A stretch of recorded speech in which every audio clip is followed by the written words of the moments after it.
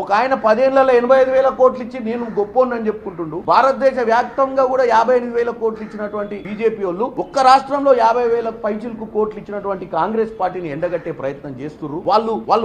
వాళ్ళ స్కీమ్ లో వాళ్ళు అమర్చిన విధానాన్ని మనం అమర్చి ఉంటే ఈ రోజు ఇంత డబ్బు ఖర్చు అయ్యేది కాదు. మనం ఈ రోజు ఏ ల్యాండ్ అయినా కల్టివేషన్ చేసి పడని భూమి, రియల్ ఎస్టేట్లు ఆల్రెడీ నాలా కన్వర్షన్ అయిన భూములు, వ్యాపారం చేసుకోబడుతున్న భూములు, వ్యవసాయం చేయని భూములు అన్నింటినీ తీస్తే ఇవాళ 20,000 కోట్లు తెలంగాణలో ఖర్చు జరిగింది. ఎందుకు జరిగింది? కేటీఆర్ గారు అది చెప్పరు మీరు. ఎందుకంటే అది చెప్తే తెలంగాణ ప్రజలు మనకు ఉమ్మేస్తారు మన మీద. 20,000 కోట్లు ఎవనప్ప సొమ్ము అని చెప్పి మీరు ఆ రోజు రియల్ ఎస్టేట్ భూములకు, రోడ్లకు, బిల్డింగ్లకు, పడవడ్డ భూములకు ఇచ్చిర్రు. చెప్పండి, దేనికి ఇచ్చిర్రు? మీ మిత్రుల వాళ్ళు ఇలా చిత్తశుద్ధితో రైతు అనే ఒక వ్యక్తికే న్యాయం జరగాలి, మన కాడ అంత డబ్బు లేకున్నా రైతు అనే వ్యక్తికే న్యాయం జరగాలని చేస్తే మీరు చెప్పింది ఎంత, మీరు ఇచ్చేది ఎంత, మీరు అది ఇచ్చిర్రా?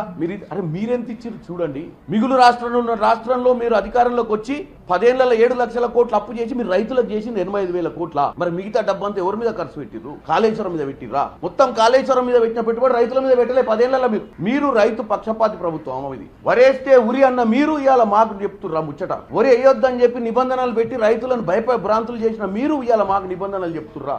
ఈ ప్రభుత్వానికి చిత్తశుద్ధి ఉంది. ఇంకా 4 ఏళ్లు ముందుకు పోవాల్సిన అవసరం ఉంది. ఈ 4 ఏళ్లలో మేమేదైనా మొదటి సంవత్సరంలో చేయలేని ఉంటే క్షమించాలని కూడా కోరుకుంటున్నాం. ఎందుకంటే ఇది కావడానికి కారణం కూడా గత ప్రభుత్వ పాలనని. మేము అధికారంలోకి రాకముందు, సెక్రటేరియట్ పోకముందు ఎన్ని కోట్లు అప్పు చేసిరో కూడా తెలియని దరిద్ర పాలన వాళ్ళు చేసి చీకటి జీవోలు ఇచ్చి 1,000 కోట్లు దండుకొని పోయిరు.